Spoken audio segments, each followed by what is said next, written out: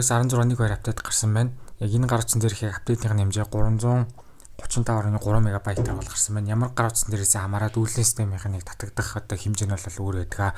За, апдейт хийхээс өмнө энэ гар утсан дээрх сул зайн 115.184 мегабайт байсан. Апдейт хийсний дараа 115.7 гигабайт буюу 140 мегабайт өмнөхөөс бол их зай бол эзэлсэн. За, эндээс нь бол яг зөвхөн 2 скриншот одоо ороод бас ингээ хасагдчих бол тооцогдож байгаа. 2 скриншот нэлээд бол 6 мегабайт болж байгаа. Тэгэхээр ойролцоогоор 134 мегабайт өмнөхөөс үйлдвэрлэлийн систем нь бол зайлшилж гин гэсэн үг юм аа. 2 зихтэй апдейт учраас яг нүдэн мэдгэцгүүд бол өөрчлөлт мэдээж хэрэг байхгүй. Ер нь бол bug fix, security update гэдэг утгаараа гарсан. Apple-ийн сайтн дээр нь юу гэж хэлсэн бэ гэхээр wireless carrier дээр одоо хоорондын ажиллагааны үйлдвэрлэлийн системтэй сайжирсан гэж хэлсэн. Энэ юу гэсэн үг вэ гэхээр одоо wireless-аар ажилладаг өөрийн телефоны сүлжээний одоо хоорондын үйлдвэрлэлийн системтэй чинь ажиллагааны байдлыг нь одоо сайжруулсан гэж хэлсэн байл. Яг аль нь вэ гэдгийг бол мэдээж хэрэг дурдаагүй. За, хоёр дахь зүйл нь болохоор crash detection яг 14 Pro дээр бол одоо сайжруулагдсан гэсэн. За, энэ дэр өмнө яг юу болсон бэ гэхээр би пост магаар оруулж исэн YouTube-ийн community хэсэг дээр галзуу уулгантай төстэй зүйл дээр ингээд суухаар crash detection яг ингээд автоматар ажиллаад ингээд шууд залгаад исэн гэдэг одоо асуудал үүсэж исэн.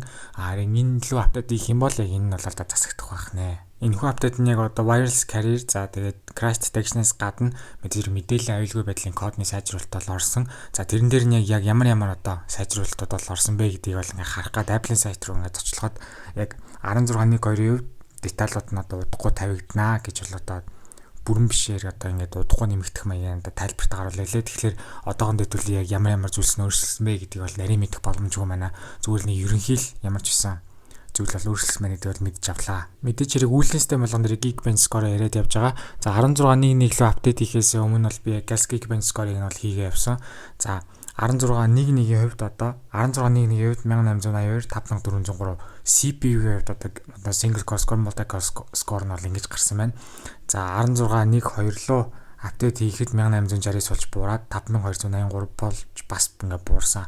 За, тэгвэл яг аль үйлдвэрлэлийн систем 16.1 дээр ч 16.1.2 дээр ч тус бүртний 3 давуулаад дундаж авч байгааг нь бол би бол харьцуулж болж та нарт бол харуулж байгаа. За, тэгээд 16.1-тэй харьцуулах CPU-ийн хувьд single core score нь multi core score нь ингээд бол муудсан байна. За, харин компьютерийн хувьд яасан бэ гэхээр 3 удаа дундал тестлэхэд бол 149,013 оноо авсан бол 16.1.2 лөө апдейт хийгээд дунджаар 3 удаа яг дундаж авч байгаа оноо нь 152.06 гээд нэг ялмгүй бол өссөн байна. iOS 16.2-ийн одоо өгжүүлэлтийн шатны үйлдвэрлэлийн систем нь хаана явж байгаа вэ гэхээр одоо хэдийн RC хувилбар нь бол гарчихсан. Одоо ойролцоогоор 2-3 хоногийн дараа 16.2 бол аль-бисаар бол олон нийт засагдах хувилбар нь бол одоо гарнаа.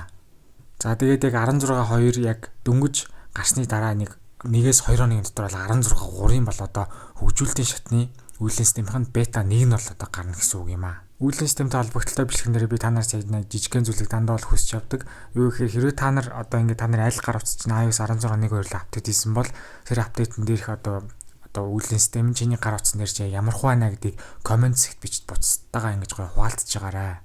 Апдейтийн зөв юм уу буруу юу гэж асууж байгаа. За, мэдээллийн аюулгүй байдалтай ингээд санаа тавьдаг хүний хувьд бол мэдээж хэрэг аль болох үйлдвэрлэлийн системээ байнга шинжилж яхах нь зөв. Бас мөн адил 14 бол 14 Pro одоо гар утас хэрвээ барьдаг бол одоо галзуу хулган шиг болон галзуу хулгантай адилхан нөлөө одоо үзүүлэх зүйлд ингээд суух юм бол одоо crash detection автоматар ажилладаг байсныг нь одоо болиулмаар санагдаж байгаа бол одоо жишээний апдейтыг бол хийх нь бол зөв. За, тэгээ wireless-аар carrier ашигладаг юм тохиолдолтой гар утас барьж байгаа хүн байх юм бол бас апдейт хийх нь бол зөв. Харин батарейны хувьд яг юу вэ гэхээр iPhone 11-ийн загварууд, iPhone 10, за тэгээ iPhone 8, iPhone 13 Pro, iPhone 14-ийн загварууд бол iOS 16.1.2 л апдейт хийх хэрэггүй. Өмнөх 16.1.1-тэйгээ харьцуулахад бол арай хурдан бол батарей нь бол одоо дууснаа гэсэн үг юм аа.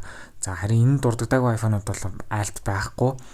Тэр дундаас нэг ялангуяа iPhone 12-ийн загварууд, за тэгээ энгийн iPhone 13 бол одоо 16.1.2 апдейт нөрлөөр хагаад авах зүйл байхгүй байх нэ.